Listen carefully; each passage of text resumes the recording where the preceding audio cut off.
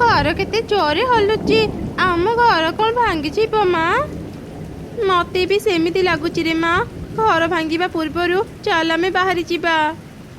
माँ चढ़े आउ तार झिया जेमिति घर बाहरी गले तांको घर वर्षारे भांगीगला। माँ झिया मन दुखरे कांदुथिले। तांको पड़ोसी थिले दुई काऊ सेमाने चढ़े को देखी देखी ता उपरे हसुथिले। आरे देख देख चढ़े घर ए वर्षारे भांगीगला। ए चढ़े समस्तक आगरे भारी भल देखी हुए एबे से पाइला मजा। आरे चढ़ई देखिलु गछ उपरे घर करिवार फल पवन वर्षारे केमिति तो घर भांगीगला। काऊ भाई काऊ भौणी मते तुम घरे टिके आश्रय देई थाओ। ए वर्षारे बेसी समय भिजिले मो छोट झियोटीर देह खराब होइजिबो। चढ़ई आम घर तो भली गरीब मानक पाई नुह। आम घरे केवल धनी चढ़ई माने आश्रय नहीं पारिबे। जा जा आउ कोठी आश्रय खोजिबु जा। चढ़ई आउ किछि भी न कही निज झियो को धरी आश्रय खोजिया पई आगु गला। से एक गछ कोरडरे आश्रय नेला। सेतेबेले जोर जोरे पवन बहिला। पाख गछर एक शक्त डाल खसी काऊ मानक घर उपरे पड़िला। जा फल काऊ मानक घर भांगीगला। अरे अरे ए सबु कौन हेगला आम घर एते मजबूत थिला ए डाल पाई आम घर भांगीगला। एबे आमे कोठी रहिबा। ए वर्षारे बेसी समय रही हेबनी। चले आगको जीवा कोठी ना कोठी रहिबाको घर मिली जीवो। एमिति कथा हेई काऊ माने आश्रय खोजिबाको आगको गले। किछि दूर गला परे सेमाने गोटे प्याज घर देखिले। घर भितरी केही नथिले। आरी बाह केते सुंदर गोटे प्याज घर एठी अछि। सुनुच एमिति घर मु आगरु केबे देखि नथिले। ए घर तो केही भी नाहंती। चल आमे घरे रहिबा। एमिति दुई काऊ से प्याज घरे रहिले। प्रकृतरे से प्याज घर थिला गोटे पेशाचीर। आरे देख देखा मु ए घर चारि पाखरे केमिति फूल गछ लगिछि। फूल सब बहुत सुंदर देखा जाउछि ना। तमे माने किए आउ ए प्याज घरे काहेकि रहउछ। ए घर आमर आमे घरे रहिबुनि ताउ किए रहिब। अच्छा हरिण तुमे आमको एक कथा काहेकि पचारुछ। काहेकि ना ए घर कहार ताग जानि नियो। ए प्याज घर गोटे पिशाचीर। पिशाची एबे घरे नाही। से जेतेबेले जानिबो तमे माने ता घर को दखल करि नेइछ से तम माने को छाड़ीबनी। पिशाची आसीबा आगरु जेते शीघ्र पारुछ ए घर छाड़ी चली जाओ। एमिति कही हरिण सेठारु चली गला। हरिणर कथा शुणी काऊ माने अनेक डरी गले। आउ तुरंत से पियाज घर छाड़ी चली गले। जा हो से पेशाची आसीबा आगरु हरिण आमको ता कथा कहीदेला नहले आमर कौन जे हेइथांता। आरी सेपटे देख चढ़ीता झियो सह केमिति गछ करडरे रहूची। आमको आउ घर खोजिबाको पड़िबनी। आमे चढ़ी घरे रहिबा। किंतु आमे तो चढ़ी को साहाଯ୍य करि नथिले। से कौन आमको साहाଯ୍य करिबो। सेथिपाई तमे चिंता करनी मो पाखरे एक उपाय अछि सुन। तापरे दुई काऊ योजना बने चढ़ई पाखु गले।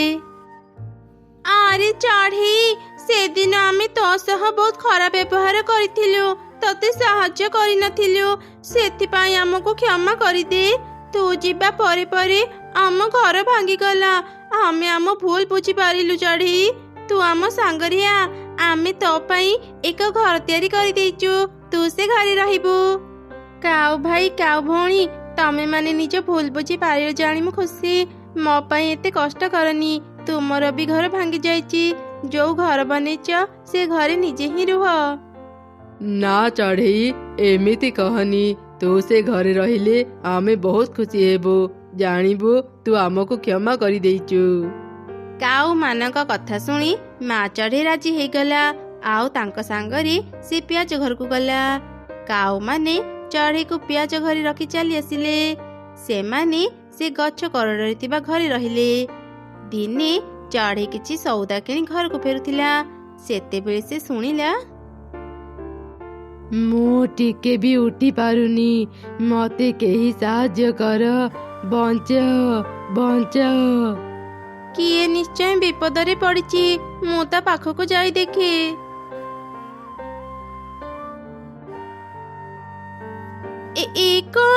ପିଶାଚି, ମୁଁ ତୁମକୁ ସାହାଯ୍ୟ କରିପାରିବିନି ଯଦି ତୁମେ ମୋର କିଛି କ୍ଷତି କରିଦିଅ। ଚଢ଼େଇ, ମୁଁ ତୋର କିଛି କ୍ଷତି କରିବିନି। ଦୟାକରି ମତେ ଟିକେ ସାହାଯ୍ୟ କର। ମୁଁ କଥା ଦେଉଛି, ମୁଁ ଜମା ବି ତୋର କ୍ଷତି କରିବିନି। ମତେ ବିଶ୍ୱାସ କର, ତତେ ବେଶୀ କିଛି କରିବାକୁ ପଡ଼ିବନି। ତୁ ଖାଲି ମତେ ମୋ ଘରେ ପହଞ୍ଚେଇ ଦେ, ମୁଁ ଆପେ ଆପେ ସୁସ୍ଥ ହେଇଯିବି। ଆଚ୍ଛା, ତେବେ ଠିକ୍ ଅଛି ପିଶାଚି, ମତେ ତୁମ ଘରର ଠିକଣା କୁହ, ମୁଁ ତୁମକୁ ନେଇ ସେଠାରେ ପହଞ୍ଚେଇ ଦେବି। ଏ ଜଙ୍ଗଲରେ ଗୋଟେ ପିଆଜ ଘର ଅଛି, ସେ ଘର ମୋର। ତୁ ମତେ ସେ ପିଆଜ ଘରେ ପହଞ୍ଚେଇ ଦେ, ମୁଁ ସୁସ୍ଥ ହେଇଯିବି। କ'ଣ ହେଲା? ସେ ପିଆଜ ଘର ତୁମର? କିନ୍ତୁ କାଉ ଭାଇ ତ ମତେ କହିଥିଲେ ସେ ଘର ତାଙ୍କର ବୋଲି।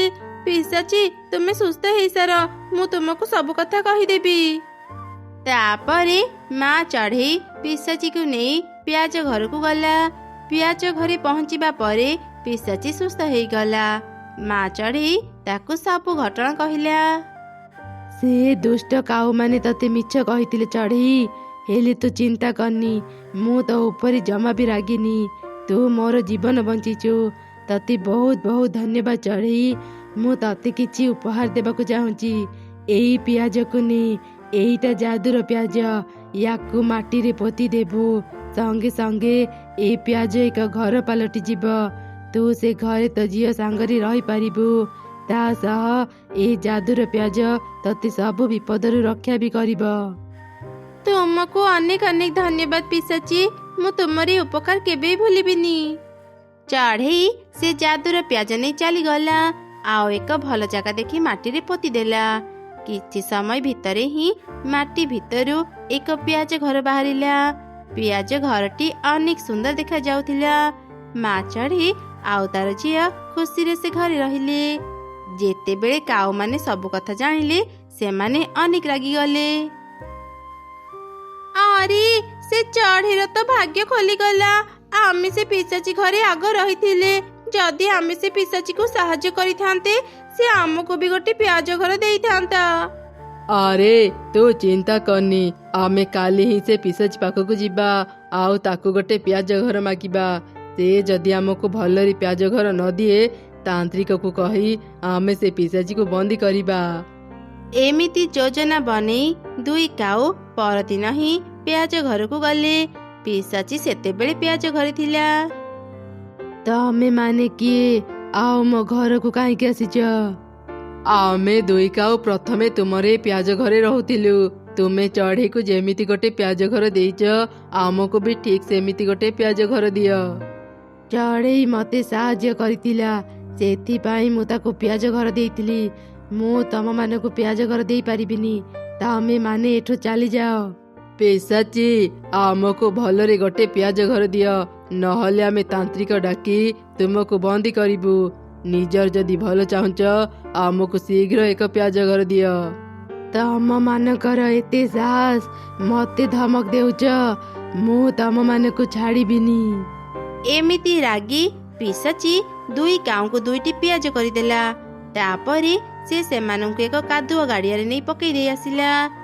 ଏମିତି ଦୁଇ କାଉ ନିଜ ଭୁଲର ଶାସ୍ତି ପାଇଲେ।